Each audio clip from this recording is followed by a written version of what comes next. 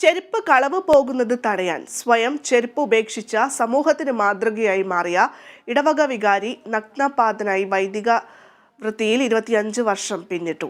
ഏനാമക്കൽ കർമ്മലമാത ഇടവക വികാരിയായ father Jason തെക്കുംപുറമാണ് പാദരക്ഷയില്ലാതെ വൈദിക വൃത്തിയിൽ 1/4 നൂറ്റാണ്ട് പിന്നിടുന്നത്.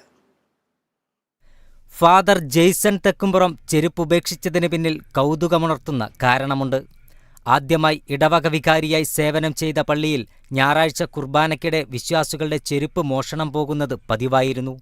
കുർബാനയ്ക്കിടെ പ്രസംഗത്തിൽ നിരവധി തവണ സൂചിപ്പിച്ചെങ്കിലും കളവ് കൂടുന്നതല്ലാതെ കുറഞ്ഞില്ല. ഇതോടെ പ്രസംഗം കൊണ്ട് കളവ് കുറയുകയില്ലെന്നും പ്രവൃത്തിയാണ് വേണ്ടതെന്നും തിരിച്ചറിഞ്ഞ ഫാദർ ജെയ്സൺ സ്വയം ചെരുപ്പ് ഉപേക്ഷിക്കുകയായിരുന്നു. ഇടവക വികാരി ചെരുപ്പ് ഉപേക്ഷിച്ചതിന് ശേഷം പിന്നീട് ചെരുപ്പുകൾ കളവ് പോയില്ലെന്നും ജെയ്സൺ അച്ഛൻ ഓർത്തെടുക്കുന്നു. പട്ടം കിട്ടിയിട്ട് ആദ്യമായി വികാരിയായ ദേവാലയത്തിൽ ഒരു പ്രശ്നത്തെ നേരിടേണ്ടി വന്നപ്പോൾ പ്രശ്നം ഇതായിരുന്നു: ചെരുപ്പ് മോഷണം പോകുന്നു എന്നുള്ളത്.